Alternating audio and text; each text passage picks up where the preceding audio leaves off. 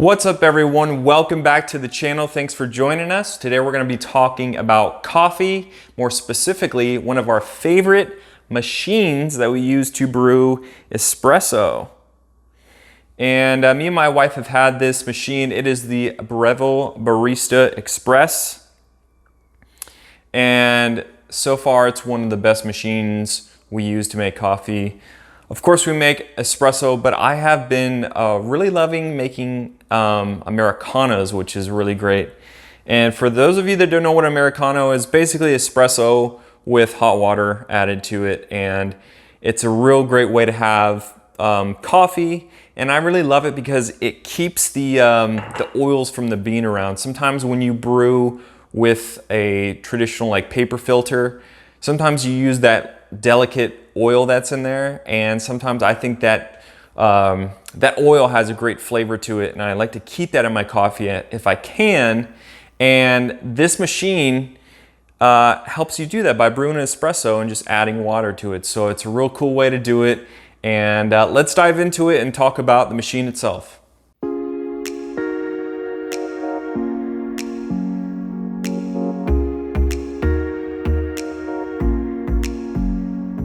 So typically we have been brewing with our trusty AeroPress, which has been really great to us. We've been using that on the daily in the past.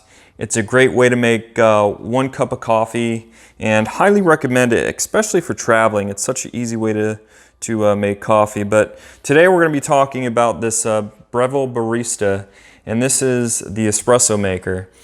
We've really been enjoying it, and part of the reason is that it's quick and fast and pretty easy to do. I thought espressos would be, a lot more time consuming to do to make coffee, but it's actually been quite the opposite. It's really a quick way for us to make a cup of coffee. And so let's go over some of the features. So one of the great features I love about this model specifically is that it has its own grinder. Now this is super important because with espresso, you really do want a consistent fine grind, and it's nice over here you have an adjustable dial, so you can actually dial in that perfect grind size. And it's really important because if your grind is too big, then it's just going to strain through too quickly, and it's not going to make some of that crema that you really want, and it's going to be kind of a weak coffee. And if you go, too fine on your grind, then it's going to be too much pressure. It's not going to brew correctly, and it might brew possibly a little bit too bitter. So it's neat with this because you will find when you play around with it, you'll get that perfect grind that you need to, and then you kind of set it and forget it for the most part.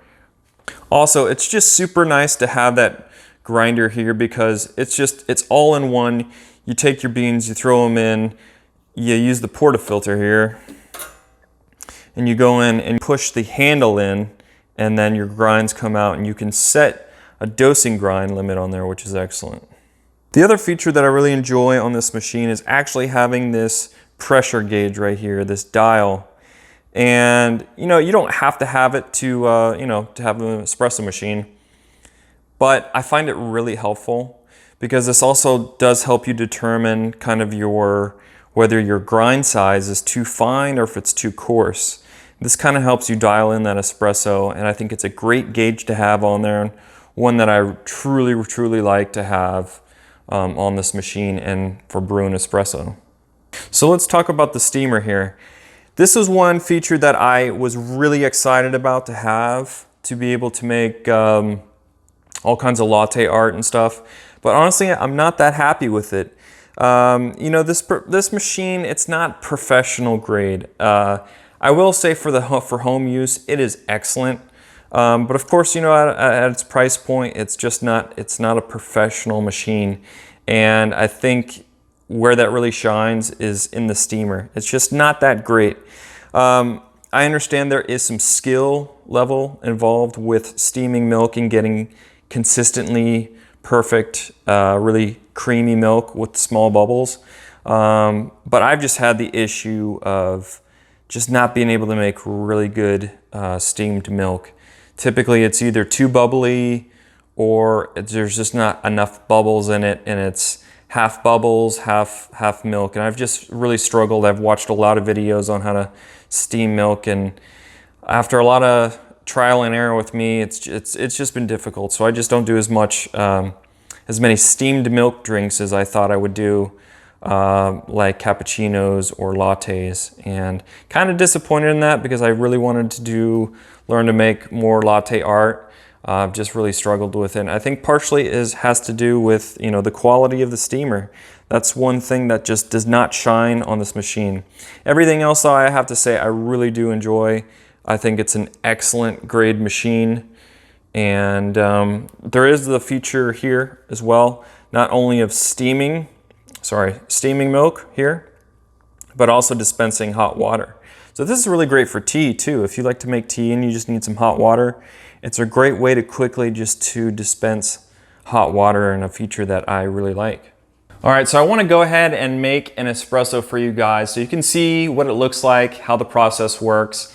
And also I wanted to share with you some of the beans that I'm using. I think it's really important to use fresh quality beans. That's like the number one thing I would recommend with kind of any coffee making, is get some seriously fresh beans, some really good roasted stuff. You know, if it's super old, you got just some stuff from the grocery store that's just really not that quality. You'll taste it and it's just not that great. And from all my experience of drinking coffee, that's one of the key rules to have, is just to have some fresh, good coffee. So I wanted to share with you what I've got today. So we've got two different, they're actually the same bean. It's a Guatemala bean, and these are coffees from Austin, Texas. This is QV. This is Guatemala. This is a medium roast.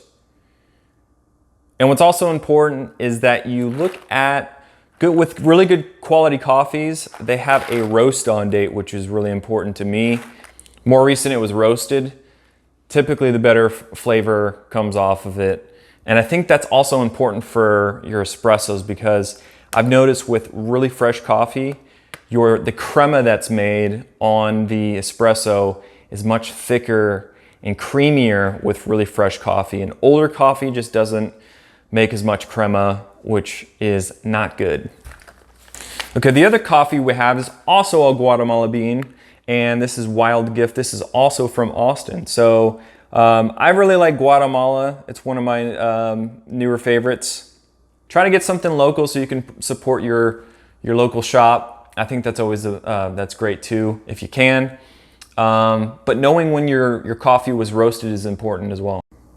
So let's walk through the steps on how I go about brewing just a single espresso.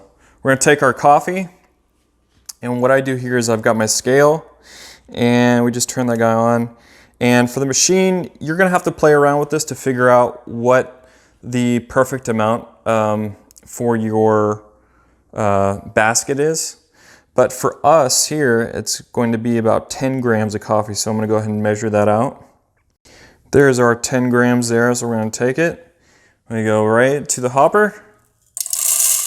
Just dump those in, and we'll go ahead and grind.